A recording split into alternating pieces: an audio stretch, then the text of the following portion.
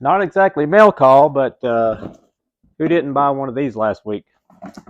Um, we looked up and found one at our local hobby shop. Horizon Hobby is blowing these things out super cheap. They are out of stock. It says back order, but most likely that means you're not going to get one because they are discontinuing them. But anyway, we picked one up today at our local hobby shop. They had a few, Anderson RC in Thomasville, North Carolina. Uh, Give them a call, check them out, see if they got any left. But I was in the market to buy a upgraded brushless system for our sand car for the next beach trip, and couldn't pass this up.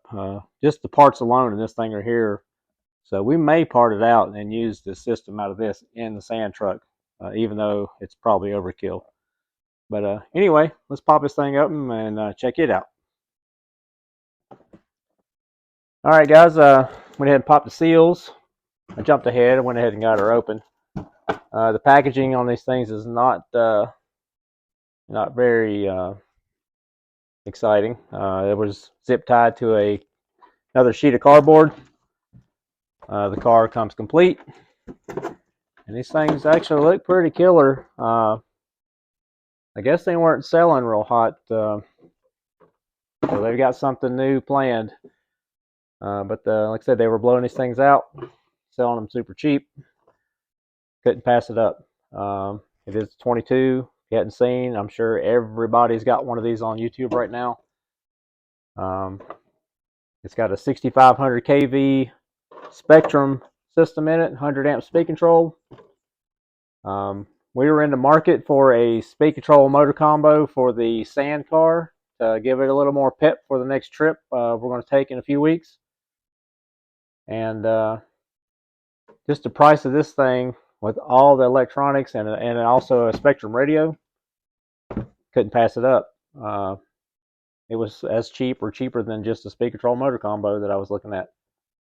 So we may part it out. I'm not sure if we're going to even test run this thing. Watched several videos on it already myself. It's a 60 plus mile per hour out of the box with a 3-cell, so that's pretty cool. Probably overkill for the motor to put in my sand car. Might strip the gears or break drive shafts or something in it, but yeah, we'll see. And it does have functional headlights. Don't think the taillights work, but yeah, that's something else. I believe this body was quite expensive when they came out. So yeah, it's a great deal. If you got one, cool. And like I say, we opted for the truck. I'm not a huge Ford fan, but it's a cool truck. I like that body style. The 69 Camaro is cool also, and for some reason they weren't really discounting the blue Camaro. They were only really discounting the red Summit car. But the truck, you can get the old school Losi garage like we got. Let me throw this box around. And then you can get the MagnaFlow license. This is an officially licensed body. Like I said, check out Anderson RC if you want to get yours, if they have a few left. There's the overlook of the chassis. So if we do part this out, we'll probably use this car for a future project. And not sure what we'll do with it, but we'll do something. It's always good to have parts. Comes with a pretty basic Spectrum transmitter, which I kind of needed a new receiver anyways for the boat project, because that boat has a ESC receiver combo. So the receiver is separate, so I can use that receiver with this transmitter and something else.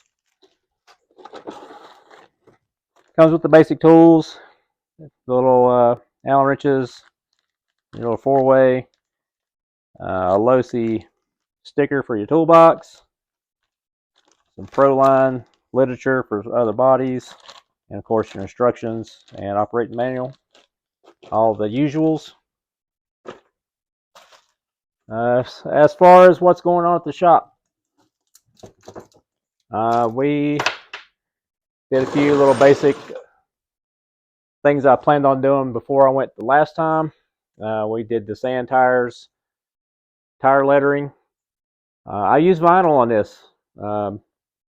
Just clean the tires real good with alcohol, and believe it or not, it stays on there pretty good because it's been on my beach bug for over a year, and I think only a few letters got a little, maybe a little wrinkle or chip in it from, and it's been run quite a bit. We were going to build a Kydex bumper, but I was looking around at the clearance shelf at Anderson, and this is a Mini 8 RPM bumper, and it about fits perfect. I had to drill 2 holes, but there was plenty of material, and it's just enough upkick, and it almost meets with the front bumper. So, front of this car is very blunt without a bumper, and it was just hitting hard. If you watch the other sand video, when it does hit the sand, it's kind of just basically hitting a wall right there, and it was digging in a little bit. And I believe this will help skip over some of the sand dunes. The car did really good, considering it was a little underpowered.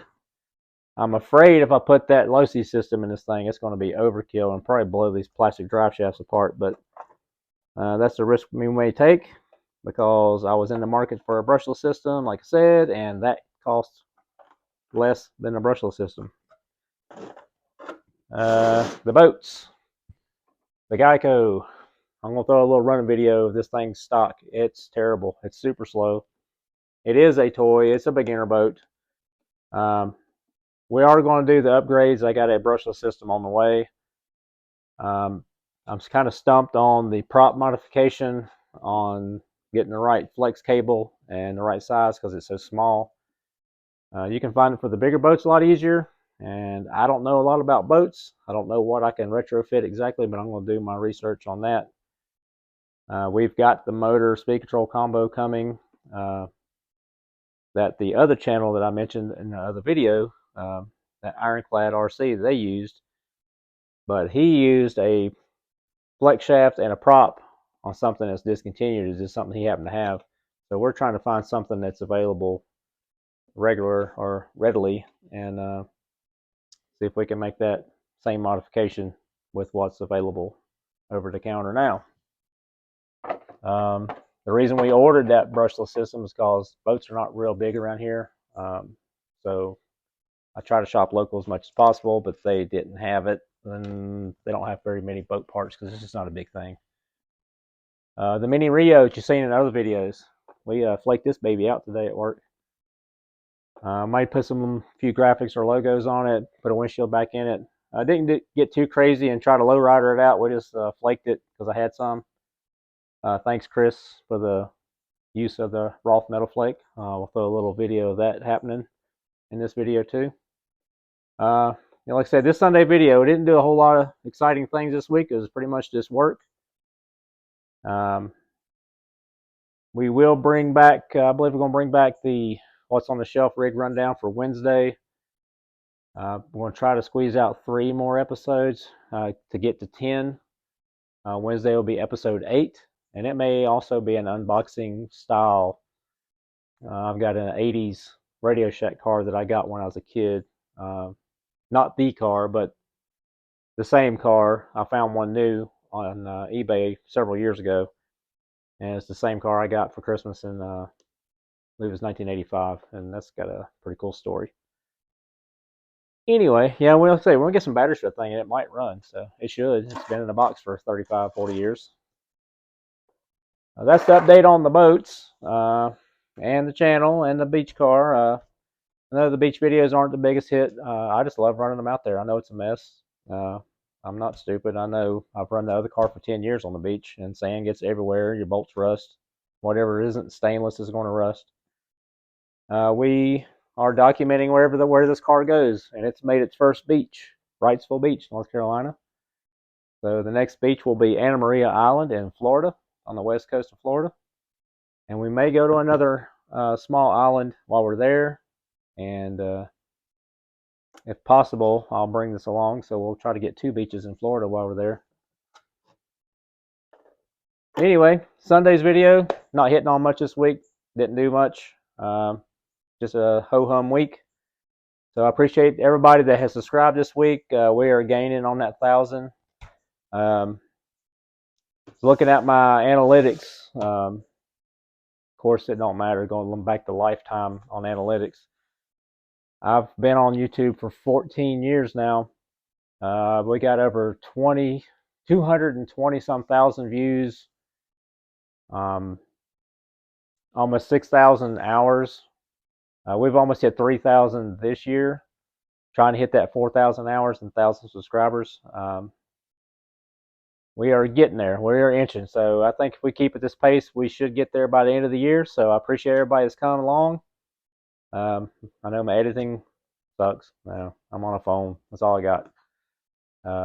We're super low budget here. It's me and my phone. So stay tuned, and maybe we'll have some cool running video for next week to break up the week. Check out Saturday's video. I'm doing that until I run out of footage. I got 120 some hours, 120 some minutes of the 1989 Roar Dirt Oval Nationals. Just the quality is bad. It's a VHS that was converted to DVD. It's 40 some years old, 35, 40 years old. And it's not good quality, but where else are you going to find coverage for an hour and a half, 2 hours of 1989 Dirt Oval Nationals? So maybe you'll hear some names over the announcements. You may not be able to make out some of the cars, but a lot of it's the Dominator. Coming up is on the Saturday, which you should be already seen that. Today's Sunday. Yesterday's video will have the first race was the stock A main, and our local hero Sammy Blackwell won that race, and it's pretty cool. He rode a wheelie across the end at the finish line. As the video goes, these last few episodes are going to get pretty cool. You may recognize some more names. You'll hear Chris Dosek, Eric Soderquist, some of the other notable names, Chris Smith, Sammy Blackwell again. A lot of big names. Cliff Lett. Cliff Lett won the modified two-wheel drive that year, and he ran the first. Is one of the first. I think it was a prototype of the Stealth transmission in 1989 before it was released in a kit, and he won two-wheel drive modified with his RC10. And there's a few, just a little snippets of him, and if you know who you're looking at, you could recognize him even with the poor quality video. But anyway, that's enough rambling. We'll see you Wednesday for the rig rundown, and appreciate it. So like, subscribe, and we'll see you then.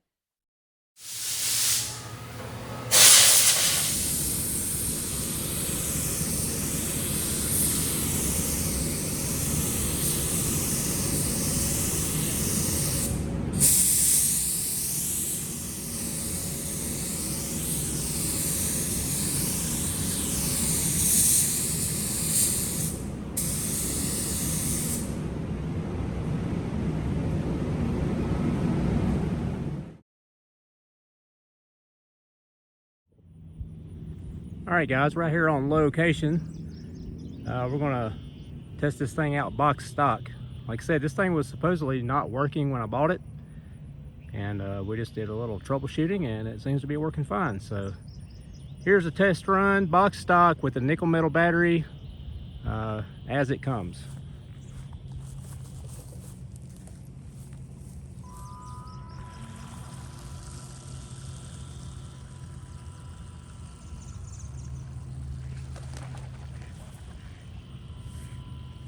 Yeah, it's very underwhelming. Need more power. Super easy to drive because it's super slow. The geese aren't a big fan of it.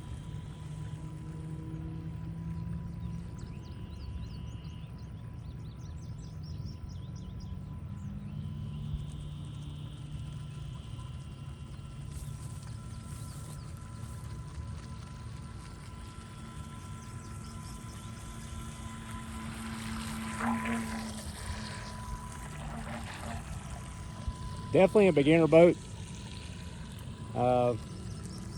We will be making those modifications soon as the budget allows.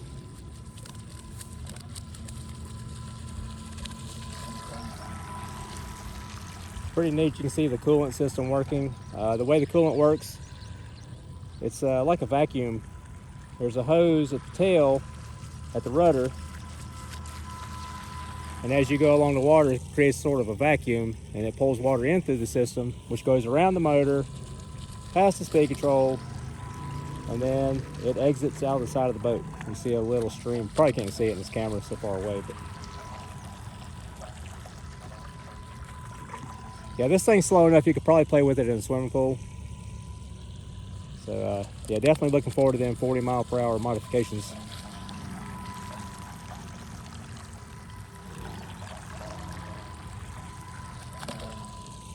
We're going to bring this thing in before that nickel metal dies. We didn't bring a recovery boat.